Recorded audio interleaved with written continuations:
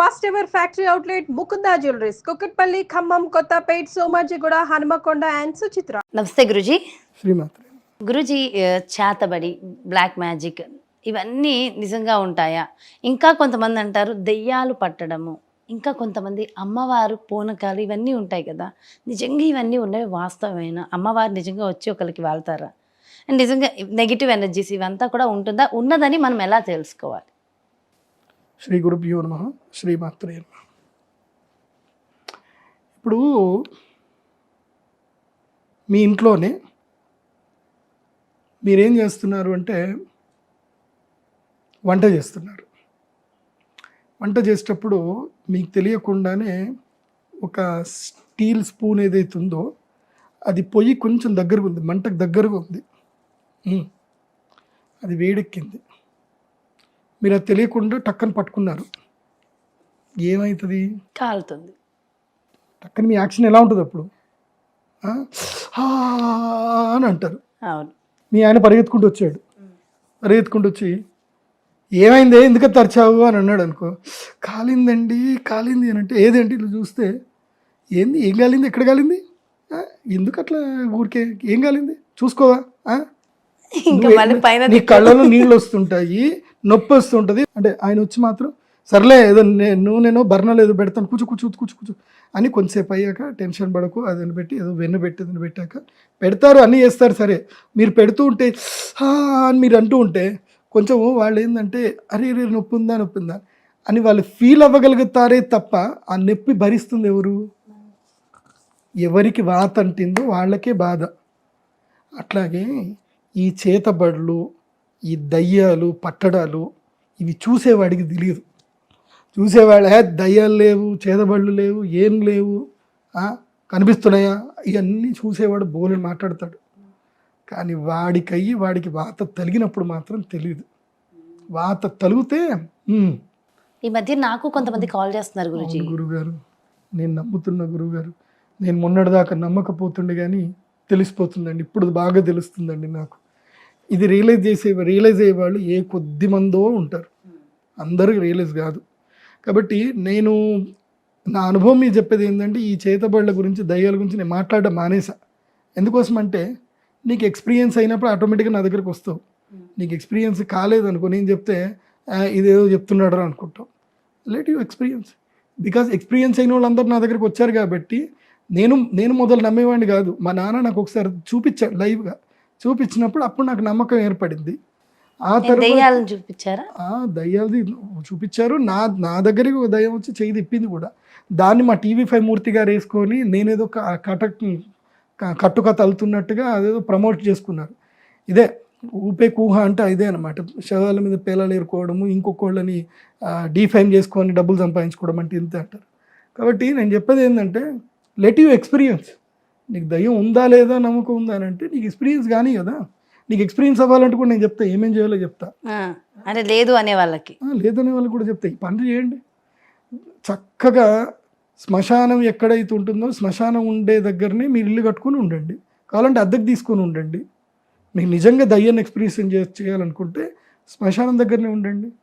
ఎందుకోసం అంటే శ్మశానం దగ్గర ఎవరెవరు ఇండ్లు ఉంటాయో కొంతమంది ఇళ్లల్లో నేను వెళ్ళి చూశాను. వాళ్ళ ఇళ్లలో అర్ధరాత్రి కొన్ని శబ్దాలు రావడము, కొన్ని ఇవి జరగడము, అన్యాచురల్ థింగ్స్ జరగడం నేను చూశాను. అట్లాగే అర్ధరాత్రి పూట 4 మూలల్లో, మీకు అది కూడా చెప్తాను, అమావాస్య అర్ధరాత్రి 4 మూలల్లో ఎవరికైతే నెగిటివ్ ఉంటుందో ఎవరికైనా సరే దిష్టి బాగా తీసి 4 కోడిగుడ్లు దిష్టి తీసి, నిమ్మకాయలు దిష్టి తీసి 4 ఇది పెట్టేసుకొని, నీకు దయ్యం లేదు చేతబడి లేవంటావు కదా, నువ్వు నడుచుకుంటూ వాటిని తొక్కుకుంటూ పో ఆ రోజు.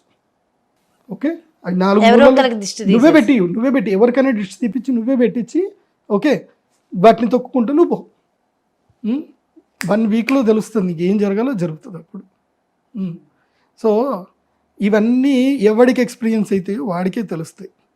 సిమ్టమ్స్ ఏంటంటే అన్యాచురల్గా మంచిగా హెల్తీగా ఉండేటోడు ఒక్కసారి మొత్తం దిగబడిపోతాడు, ఇంకా కంప్లీట్గా దిగబడిపోతారు. ముఖం మీద మొత్తం కలబడిపోతుంది, కిడ్నీలు పాడైపోతాయి, శరీరంలో ఏం జరుగుతుందో తెలియదు.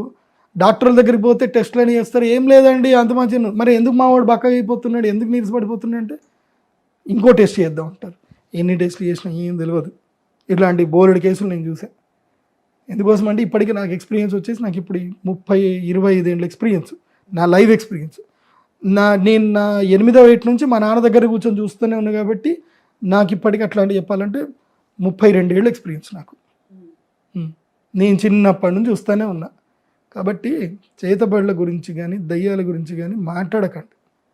మీకు అనుభవం అయ్యేంత వరకు మీకు అది నార్మల్ అనిపిస్తుంది. అనుభవమైన వాడిని అడిగితే తెలుస్తుంది. ఒకవేళ నిజంగా నమ్ముతారు గురువు గారు కొంతమంది, ఉంది చాలా మంది నాకు నిజంగా కాల్స్ చేస్తున్నారు, ఉంది నిజంగా ఉందండి అని చెప్తున్నారు. అలాంటి వాళ్ళకి మరి సొల్యూషన్స్ ఏముంటాయి? అలాంటి వాళ్ళు ఫస్ట్ ఏంటంటే ఒకవేళ నన్ను కలవాలి అనుకున్నా నేను వాళ్ళకి తొందరగా రమ్మని చెప్పాను. వాళ్ళకి నేను ఏం చెప్తాను చెప్పాను, ఫస్ట్ 108 డేస్ 1008 సూర్య నమస్కారాలు ఛాలెంజ్ తీసుకోమని చెప్తాను. 108 సూర్య నమస్కారాలు చేయాలి రోజు ఒక 12 సార్లు. అసలు కంటిన్యూ సూర్య నమస్కారాలు చేయాలి. సూర్య నమస్కారాలు చేస్తే ఏం జరుగుతుందంటే చక్రాస్ యాక్టివేట్ అవుతాయి. ఒకటి గుర్తుపెట్టుకోండి, కృష్ణుడు ఏం చెప్పాడు, ఆత్మైవ ఖ్యాత్మనో బంధువు ఆత్మైవ రిపురాత్మన అని చెప్పి భగవద్గీతలో చెప్పారు. నీకు నువ్వే శత్రువువి, నీకు నువ్వే మిత్రుడివి. కాబట్టి నువ్వు యోగా చేయడం వల్ల ఏం జరుగుతుందంటే నీ ఆరా ప్యూర్ అవుతుంది. నీ లోపల ఒక శక్తి ఉంది. ఆ శక్తి లేకపోతే నువ్వు అసలు మనిషే కాదు, నువ్వు బతుకున్నోడివే కాదు. నువ్వు బతికున్నావు, మాట్లాడుతున్నావు, తిరుగుతున్నావు అంటే నీ లోపల శక్తి ఉంది. కానీ ఆ శక్తిని చైతన్యావస్థలోకి తీసుకొని రావాలి. దాన్ని ఒక ఉన్మత్త అవస్థలోకి తీసుకొని రావాలి. అలా తీసుకొని వస్తే నీ మీద ఏ నెగిటివ్ ఉన్నా సరే నెగిటివ్ పోతుంది. దానికి నువ్వు ఎక్కడికి వెళ్ళాల్సిన అవసరం లేదు. సూర్య నమస్కారాలు పర్ఫెక్ట్గా చేస్తే సరిపోతుంది. నువ్వు సూర్య నమస్కారాలు చేయకుండా ఎవరి దగ్గరికి పోయినా వాడు నిన్ను మోసం చేస్తాడే తప్ప వాడు నీకు లాభం చేయడు. నేను అనా పైసా ఖర్చు లేని సొల్యూషన్ చెప్తున్నా. సూర్య నమస్కారము, ప్రాణాయామము. ఎందుకోసం అంటే మన శరీరంలోని 7 శ్రీచక్రాలు ఉంటాయి. 7 శ్రీచక్రాలు ఉంటాయి, సహస్రార చక్రం నుంచి మూలాధార చక్రం వరకు. సరిగ్గా మనం యోగా చేస్తే మన చక్రాల్లో ఏ 2 యాక్టివేట్ అయినా చాలు, సరిగ్గా ఆ దయ్యాల బాధ, చీడపీడ బాధలు అన్నీ పోతాయి. ఇది చేసుకోవడం. నెక్స్ట్ నడక చేయడం. ఎంత ఇవి వచ్చినప్పుడు నడక అంటే ఎక్కడ చేయాలి అని అంటే గాణగాపూర్ వెళ్ళాలి. గాణగాపూర్లో వెళ్ళి దానికి క్షేత్ర పరిక్రమ అని ఒకటి ఉంటుంది. గాణగాపూర్లో వెళ్ళి క్షేత్ర పరిక్రమ చేయాలి. లేదంటే ఏదైనా అమ్మవారి యొక్క దేవస్థానంకి వెళ్ళి ఆ దేవస్థానంలో 3 రోజులు నిద్ర చేయాలి. ఆ తర్వాత ఆయుర్వేదంలో ఒకటి ఉంటుంది. ఇప్పుడు చాలామందికి మందు పెట్టారంటారు. నేను మొదలు నమ్మేవాడిని కాదు. కాకపోతే కొంతమందిని చూసిన తర్వాత అర్థమైంది, అమ్మో బాబు ఇది కూడా ఉందిరా బాబు అని చెప్పి నాకు అర్థమైంది. కాబట్టి వాళ్ళ కోసం అని చెప్పేసి ఏంటంటే విరుగుడు ఉంటుంది, మందు విరుగుడు ఉంటుంది. దానికి ఏంటంటే విరేచన క్రియ అని ఒకటి ఉంటుంది ఆయుర్వేదంలో. మీరు ఎక్కడైనా పంచకర్మ సెంటర్కి వెళ్ళిపోయి విరేచన క్రియ చేసుకోండి. లేదు మందు పెట్టింది మీకు అనిపిస్తుంది, ఉదయాన్నే కూర్చోబెట్టి ఉప్పు నీళ్ళు తాగించండి. దీన్ని ఏమంటారంటే మీరు యూట్యూబ్లో వెతకండి, ఉంజల క్రియ అని ఉంటుంది.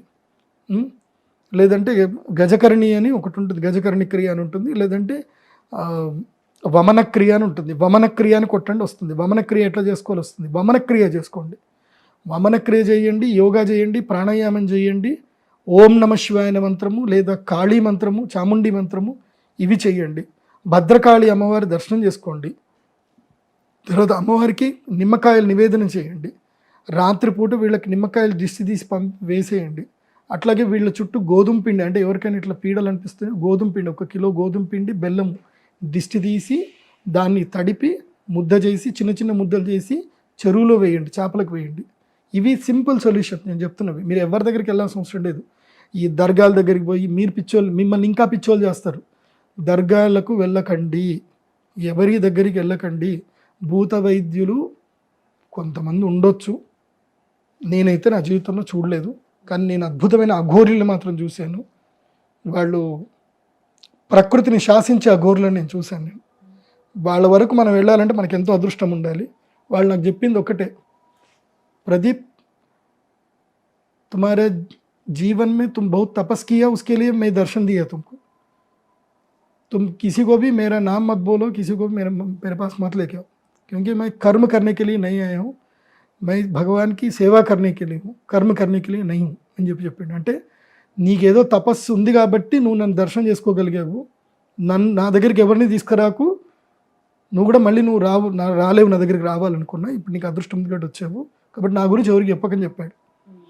ఆయన ఇప్పుడు వర్షం పడాలంటే వర్షం పడుతుంది, ఆకాశంలో మేఘాలు కమ్ముకొచ్చాం నాకు కొంచెం ఎండ కొడుతుంది అని అంటే ఎక్కడ లేని మేఘాలు వచ్చి 2 నిమిషాలు కమ్మేసుకుంటుంది. ప్రకృతి అలా ఆయనకి పంచభూతాలకి ఇట్లా ఉన్నాయి అన్నమాట. గాలి కావాలి అని చెప్పేసారంటే వాయునందన్కి జై హో, పవమాన్కి జై హో అని చెప్పేసి అనేసరికి సమ్మని గాలి వచ్చింది. నేను హిమాలయాల్లో చూసిన గొప్పవాళ్ళు అట్లాంటి వాళ్ళు ఉన్నారు.